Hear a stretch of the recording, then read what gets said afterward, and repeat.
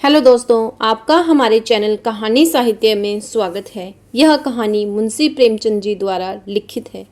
इस कहानी का शीर्षक है कफन। कहानी समाज की कुरीतियों और गरीबी को दर्शाती है। इसका प्रारंभ इस प्रकार होता है। झोंपड़े के द्वार पर बाप और बेटा दोनों एक बुझे हुए अलाव के सामने चुपचाप बैठे हुए हैं और अंदर बेटे की जवान बीवी बुधिया प्रसव वेदना में पछाड़ खा रही थी। रह रहकर उसके मुंह से ऐसी दिल हिला देने वाली आवाज़ निकलती थी कि दोनों कलेजा थाम लेते थे। जाड़ों की रात थी। प्रकृति सन्नाटे में डूबी हुई। सारा गांव अंधकार में लय हो गया था। जब निसंग भाव से घीसू कहता है कि वह बचेगी नहीं, तो माधव चिढ़कर उत्तर देता है कि मरना है तो जल्द नहीं मर जाती, देखकर भी वह क्या कर लेगा। लगता है जैसे कहानी के प्रारंभ में ही बड़े सांकेतिक ढंग से प्रेमचंद इशारा कर रहे हैं और भाव का अंधकार में लय हो जाना मानो पूंजीवादी व्यवस्था का ही प्रगाढ़ होता हुआ अंधेरा है, जो सारे मानवीय मूल्यों, सद्भाव और आत्मीयता को रोनता हुआ निर्मम भाव से बढ़ता जा रहा है। इस औरत ने घर को एक व्यवस्था दी थी।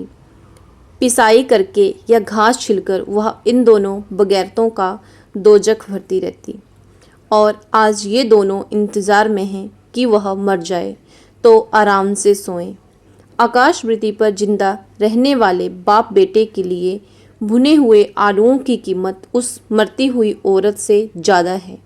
उनमें कोई भी इस डर से उसे देखने नहीं जाना चाहता कि उसके जाने पर दूसरा आदमी सारे आलू खा जाएगा।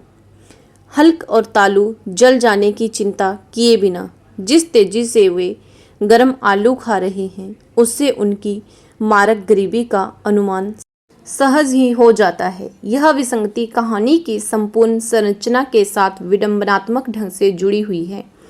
घीसू को 20 साल पहले हुई ठाकुर की बारात याद आती है। चटनी, रायता, 3 तरह के सूखे साग, एक रसेदार तरकारी, दही, चटनी, मिठाई। अब क्या बताऊं कि उस भोज में क्या स्वाद मिला। लोगों ने ऐसा खाया, किसी से पानी ना पिया गया। यह वर्णन अपने ब्यौरे में काफ़ी आकर्षक ही नहीं बल्कि भोजन के प्रति पाठकीय संवेदना को धारदार बना देता है। इसके बाद प्रेमचंद लिखते हैं, और बुधिया अभी करा रही थी। इस प्रकार ठाकुर की बारात का वर्णन अमानवीयता को ठोस बनाने में पूरी सहायता करता है। कफन एक ऐसी सामाजिक व्यवस्था की कहानी है जो श्रम के प्रति आदमी में हतोत्साह पैदा करती है, क्योंकि उस श्रम की कोई सार्थकता उसे नहीं दिखाई देती थी। क्योंकि जिस समाज में रात दिन मेहनत करने वालों की हालत उनकी हालत से बहुत कुछ अच्छी नहीं थी, और किसानों के मुकाबले में वे लोग जो किसानों की दुर्बलताओं से लाभ उठाना जानते थे, कहीं ज़्यादा संपन्न थे, वहाँ इस तरह की मनोवृत्ति का पैदा हो जाना कोई अचरज की बात ना थी।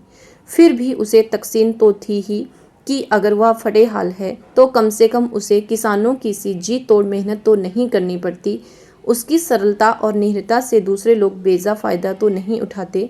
20 साल तक यह व्यवस्था आदमी को भर पेट भोजन के बिना रखती है, इसलिए आवश्यक नहीं है कि अपने परिवार के ही एक सदस्य के मरने जीने से ज़्यादा चिंता उन्हें अपने पेट भरने की होती है। औरत के मर जाने पर कफन का चंदा हाथ में आने पर उनकी नीयत बदलने लगती है। हल्के से कफन की बात पर दोनों एकमत हो जाते हैं कि लाश उठते उठते रात हो जाएगी। रात को कफन कौन देखता है? कफन लाश के साथ जल ही तो जाता है, और फिर उस हल्के कफन को लिए बिना ही ये लोग उस कफन के चंदे के पैसे को शराब, पूड़ियों, चटनी, अचार और कलेजियों पर खर्च कर देते हैं। अपने भोजन की तृप्ति से ही दोनों बुधिया की सदगति की कल्पना कर लेते हैं। हमारी आत्मा प्रसन्न हो रही है तो क्या उसे सुख नहीं मिलेगा? जरूर जरूर मिलेगा। भगवान तुम अंतर्यामी हो, उसे बैकुंठ ले जाना। अपनी आत्मा की प्रसन्नता पहले जरूरी है। संसार और भगवान की प्रसन्नता की कोई जरूरत है भी तो बाद में। और उम्र के अनुरूप घीसू ज़्यादा समझदार है। उसे मालूम है कि लोग कफन की व्यवस्था करेंगे, भले ही इस बार रुपया उनके हाथ में ना आवे। नशे की हालत में माधव जब पत्नी के अथाह दुख भोगने की सोचकर रोने लगता है तो घीसू उसे चुप कराता है। हमारे परंपरागत ज्ञान के सहारे की मरकर वह मुक्त हो गई और इस जंजाल से छूट गई है। नशे में नाचते गाते उछलते कूदते सभी ओर से बेखबर और मदमस्त वे वहीं गिरकर ढेर हो जाते हैं। धन्यवाद दोस्तों। इसी तरह की और कहानियाँ सुनने के लिए हमारे चैनल को सब्सक्राइब करें। धन्यवाद।